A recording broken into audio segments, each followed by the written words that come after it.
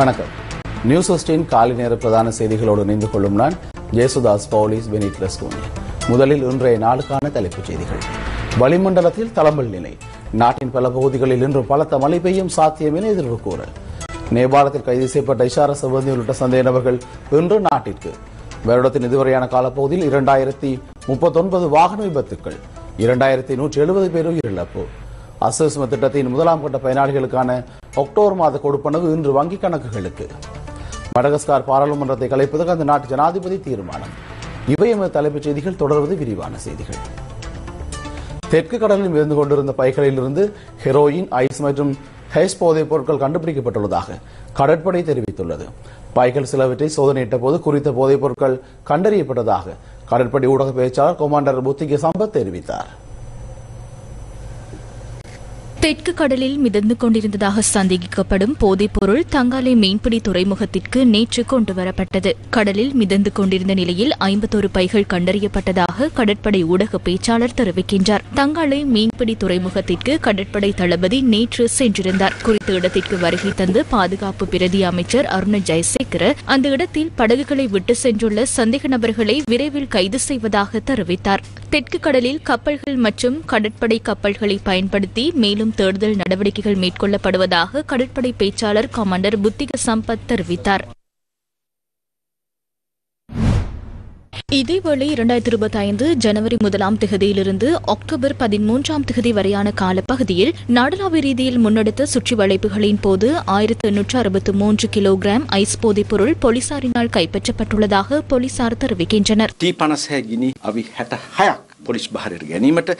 2025 ஜனவரி 1ஆம் தேதியிலிருந்து 66 T-56 ரக துப்பாக்கிகள் போலீசாரினால் கைப்பற்றப்பட்டுள்ளதுடன் அதேபோன்று 60 கைத்துப்பாக்கிகள், 50 ரிவால்வர் துப்பாக்கிகள் மற்றும் மொத்தமாக 1996 துப்பாக்கிகளை 2025ஆம் ஆண்டின் இதுவரையான காலப்பகுதியில் போலீசாரினால் கைப்பற்ற முடித்துள்ளது. 2025 முதலாம் தேதியிலிருந்து இந்த வருடத்தின் இதுவரையான காலப்பகுதியில் 56,082 சந்தேக நபர்களிடமிருந்து 1,268 கிலோ 987 கிராம் ஹெரோயின் கைப்பற்றப்பட்டுள்ளது. 64,690 சந்தேக நபர்களிடமிருந்து 1,863 கிலோ 103 கிராம் ஐஸ் போதைப் பொருள் கைப்பற்றப்பட்டுள்ளது.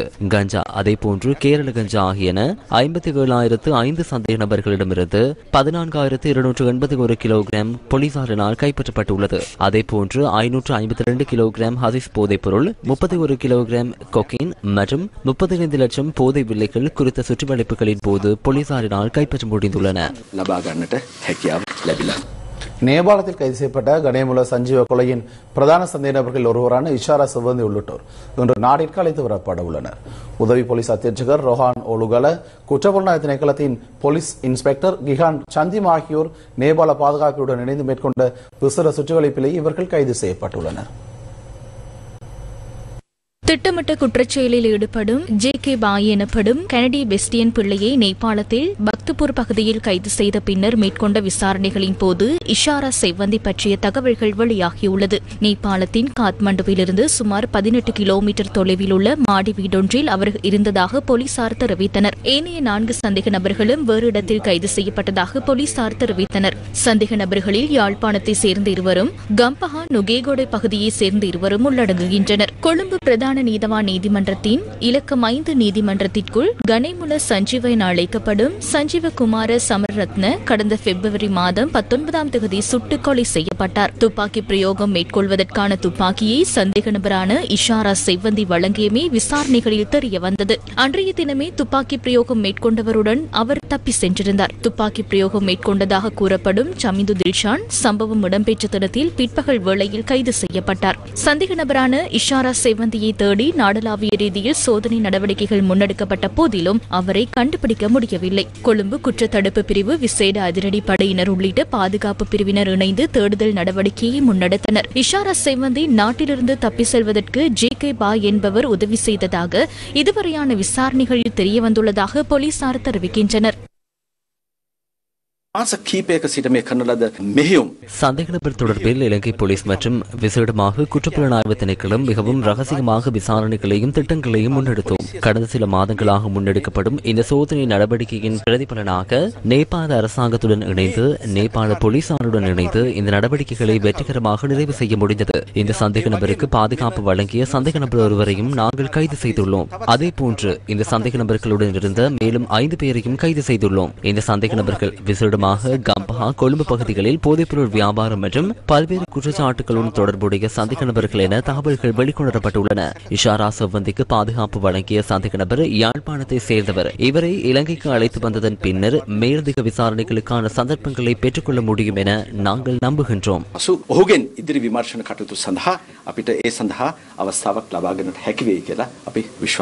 இதேவேளை கெஹில் பத்ர பத்மே உள்ளிட்ட திட்டமிட்ட குற்றச்செயல்களில் ஈடுபட்ட குற்றவாளிகள் 5 இந்தோனேஷியாவில் கைது செய்வதற்கும் உதவி போலீஸ் அத்தியட்சகர்களான ரொஹான் ஓலுகல மற்றும் மஹிந்த ஜெயசுந்தர் ஆகியோர் ஒத்துழைப்பு நல்கினர். ஆகஸ்ட் 27ஆம் தேதி மேற்கு ஜகார்த்தாவில் ஈபோன் ஜெருக் பகுதியில் உள்ள அடுக்குமாடி குடியிருப்பில் தங்கியிருந்த போது குற்றவாளிகள் கைது செய்யப்பட்டனர். உதவி போலீஸ் அத்தியட்சகர்களான ரொஹான் ஓலுகல மற்றும் மஹிந்த ஜெயசுந்தர் ஆகியோர் ஆகஸ்ட் 23ஆம் தேதியிலிருந்து இந்தோனேஷியாவில் முன்னெடுத்த விசேட சுற்றுவளைப்பிலேயே இவர்கள் கைது செய்யப்பட்டனர். நாட்டை முன்னோக்கி கொண்டு செல்வதற்கு அரசு சேவைகள் மிகவும் அவசியம் என ஜனாதிபதி அனுரகுமார் திசாநாயக்க தெரிவித்தார். ரத்னபுரி மாவட்டத்தில் நேற்று நடைபெற்ற விசேட ஒருங்கிணைப்பு குழு கூட்டத்தின் போதே அவர் இந்த விடயத்தினை குறிப்பிட்டார். மிக பெரிய கட்டடங்களை அமைத்துள்ளனர். எனினும் அவை பயன்படுத்தப்படாமல் பாலடைந்து காணப்படுகின்றன. கல்வி மற்றும் சுகாதாரத்துறைக்கு இனிமேல் கட்டடங்களை அமைப்பதில்லை என்பது எமது கொள்கை. இருக்கும் கட்டடங்களை கல்வி மற்றும் சுகாதாரத்துறைக்காக நாம் பயன்படுத்த வேண்டும். இந்த கூட்டத்தை கூட வெளியில் ஒரு ஹோட்டலில் நடத்தி அதற்கு வாடகையை செலுத்துவது இதனை விட லாபமாக இருக்கும். இலங்கையில் நகர சபைகளால் முன்னெடுக்கப்படும் அனைத்து சூப்பர் மார்க்கெட்டுகளும் நட்டமடைந்துள்ளன. ஆனால் தனியார் பிரிவினர் மிகவும் சிறப்பாக அதனை நடத்தி வருகின்றனர். ஒட்டுமொத்தமாக பார்க்கும் பொழுது அரசாங்கத்தின் விடுதிகள் அனைத்தும் நட்டத்தில் இயங்குகின்றன. ஏனென்றால் சில விடுதிகளில் அமைச்சருக்கு ஒரு அறையை ஒதுக்கியுள்ளனர். அமைச்சர் வந்தால் மாத்திரமே அதன் கதவை திறக்கின்றனர். சில விடுதிகளில் பணிப்பாளர் நாயகத்துக்கு ஒரு அறையை ஒதுக்கியுள்ளனர். அவர் வந்தால் மாத்திரமே அந்த அறை திறக்கப்படுகின்றது. எனவே இவ்வாறான இடங்களை அபிவிருத்தி செய்து வர்த்தக துறையில் முன்னோக்கி பயணிப்பதற்காக தனியாருக்கு வழங்க வேண்டும். இதற்காக எம்மால் பணம் செலவழிக்க முடியாது. செலவழிக்க வேண்டிய அவசியம் இல்லை. நாம் பலமான நிதி ஒழுக்கத்தை உருவாக்கியுள்ளோம். 2025ஆம் ஆண்டு சம்பள அதிகரிப்புக்காக 110 பில்லியன் ரூபாவை ஒதுக்கியுள்ளோம். 2026ஆம் ஆண்டு சம்பள அதிகரிப்புக்காக 11,000 கோடி ரூபாவையும் 2027ஆம் ஆண்டு சம்பள அதிகரிப்புக்காக 11,000 கோடி ரூபாவை ஒதுக்கியுள்ளோம். 2027ஆம் ஆண்டு அளவில் அதிகரிக்கப்பட்ட சம்பளத்தை செலுத்துவதற்கு 33,000 கோடி ரூபாய் தேவை. பலமான அரசு சேவை தேவை என்பதனாலேயே அடிப்படை சம்பளத்தை 3 கட்டங்களாக அதிகரிக்க தீர்மானித்தோம். வளிமண்டலத்தில் ஏற்பட்டுள்ள தளமழை காரணமாக நாட்டின் பல பகுதிகளில் இன்றும் பலத்த மழை பெய்யும் சாத்தியம் காணப்படுவதாக வளிமண்டல திணைக்களம் எதிர்ப்பு கூறியுள்ளது. மேல் சப்ரகமுவ மத்திய வடமேல் மாகாணங்களிலும் காலி மற்றும் மாத்தறை மாவட்டங்களின் சில இடங்களிலும் 100 மில்லிமீட்டர் அளவிலான பலத்த மழை பெய்யக்கூடும் என வளிமண்டலவியல் திணைக்களம் எதிர்வு கூறியுள்ளது. மின்னல் தாக்கத்துடன் இடியுடன் கூடிய பலத்த மழை பெய்யும் சந்தர்ப்பங்களில் தற்காலிகமாக கடும் காற்று வீசக்கூடும் என்பதுடன் இதன்போது ஏற்படும் அனர்த்தங்களை குறைத்துக் கொள்ள தேவையான முன்னெச்சரிக்கை நடவடிக்கைகளை எடுக்குமாறு பொதுமக்களுக்கு அறிவுறுத்தப்பட்டுள்ளது. இதனிடையே 7 மாவட்டங்களுக்கு விடுக்கப்பட்ட மண்சரிவு அபாய எச்சரிக்கை தொடர்ந்தும் நீடிக்கப்பட்டுள்ளது. கண்டி, கேகாலை, பதுளை, மாத்தறை, நுவரெலியா, ரத்தினபுரி மற்றும் மொனராகலை ஆகிய மாவட்டங்களுக்கு விடுக்கப்பட்ட மண்சரிவு அபாய எச்சரிக்கை இவ்வாறு தொடர்ந்தும் நீடிக்கப்பட்டுள்ளது. நேற்றிரவு பெய்த கனமழை காரணமாக அலுத்கம தர்கா நகரம் நீரில் மூழ்கியுள்ளது. அலுத்கமையிலிருந்து வலிப்பெண்ண நுழைவு வரையான வீதி முழுமையாக நீரில் மூழ்கியுள்ள காட்சியே இது.